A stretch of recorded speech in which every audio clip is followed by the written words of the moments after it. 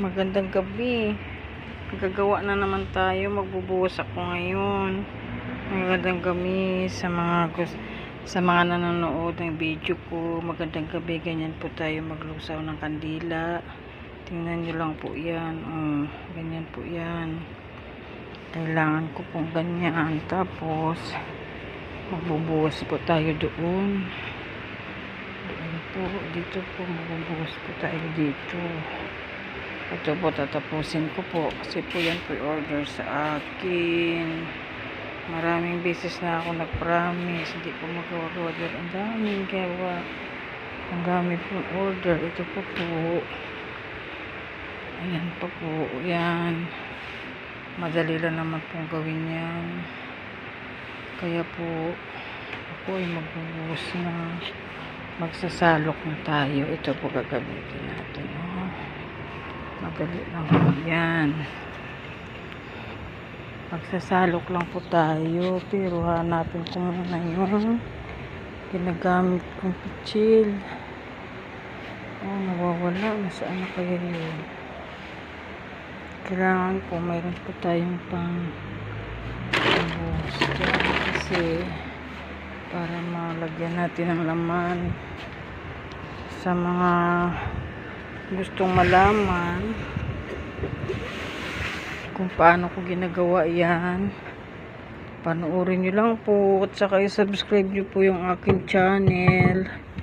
Ganito lang po yan ang gagawin natin. Ganyan po, ganyan lang po yan. Ganyan, lalagay natin dyan natin ibubuhos para makabuhos tayo. Ganito lang po yan. Yan po. Yan po ang wax na sinasabi ko. Yan po yan. Yan po yan ang sinasabi kong wax. Ganyan po yan. Ganyan. Yan. Yan po siya. Wax po yan. Di po yan tubig. Pero marami po yung nilalagay dyan para magawa natin na maganda at magandang quality ng ating kandila. Ngayon, ibubuhos na natin dito. Saka natin ibubuhos doon sa ating sa ating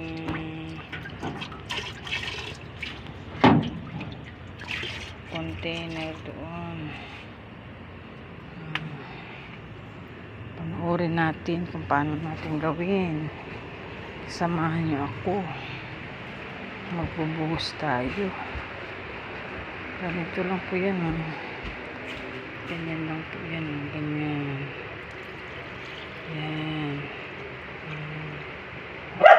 Huwag nating isagad kasi kailangan hindi isagad yan. Kasi kailangan may tira pa para ma-finish natin ng maganda-ganda. Ganyan lang yan. Ito na nga.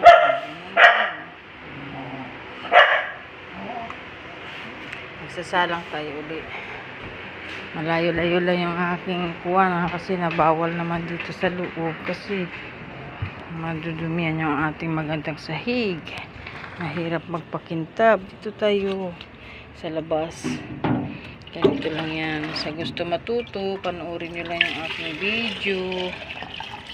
Ipapaliwanag natin yan sa susunod na aking video. Panoorin nyo. Marami pa tayong kailangan gawin para natin matuto paano gumawa ng kandila.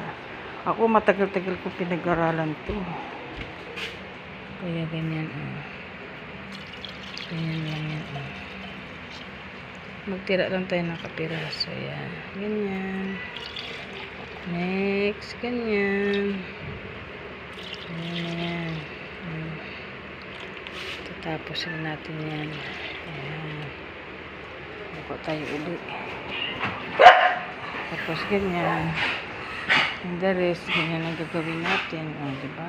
Ganyan. Ganyan lang. Yan. Patapos yan. Patapusan natin yan. Order po lahat sa atin yan. Inaantay na po yan. Kaya ngayong gabi, papaspasan natin. Kaya wag magkamaano. Sa gusto matuto, papaliwanag natin sa susunod nating video. Panoorin nyo lang po. Kumikita to kayo dito. Kunting pagod lang. Kikita ka na. Hindi mo pa kailangan bumili ng kandila. Gagawa ka na ng sarili mo panty. Lalo na ondras ngayon. Kaya marami tayong kailangan gawin. Tatapusin natin ang lahat.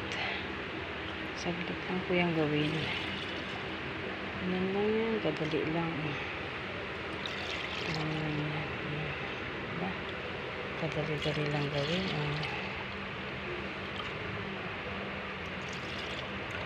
Madaling panuurin pero mahirap gawin. Tamang layo ko, naglalakad ako, magtaka kayo kasi yung aking gawaan sa baba, ginagawa pang pwesto ko doon. Kaya temporary, dito muna ako sa taas. Nakikita nyo yung ring na yan. Yan po yung pamutol natin ng ating ganun, yung ginamit natin doon, pinuputol po natin yan. Yan po yung ginagamit natin. Ayan siya. Sa susunod yung video, papakita ko yan. Paano natin ginagawa yan. At paano natin para maging ganito siya. Paano magkaroon tayo ng ganyan. Para maging ganyan siya. Yan. Yan. Yan, bubuhos tayo uli. Hanggang sa maano, buhos lang. Buhos lang ng buhos. Hanggang mapuno lahat. Diba? Ganyan lang pong paggawa ng kandila. Tsaga-tsaga lang po yan. Tsaga tayo. Pag may tsaga, may nilaga. Ayan. Ganyan na. Kaya, susunod na video, makikita nyo na kung paano na yung finished product natin. Ngayon, ganyan lang muna. Huwag kalimutan mag-subscribe sa aking channel. Para makagawa ako ng maraming content pa. Kailangan ko ng maraming subscriber. So, simula ko lang po syempre. Yan. Sa susunod, papakita ko na yan kung paano yan mabuo lahat. Pati yan. Yan po yung wax na binibili natin. Yan po. Yan. Paraffin wax. Yan po yun siya. Blocky po yan. Hindi basta-basta gumawa ng kandila. Kailangan magtiyaga. Kung gusto natin ang mesenso sa buhay, kailangan natin magtiyaga-tiyaga. Ako, tiyaga-tiyaga lang ako. Para matapos yung siyempre, matagal-tagal ko rin pinag-aralan to. Marami akong unos na dinanas. Matapos ko lang yung aking makuha ko lang yung tamang timpla ng kandila.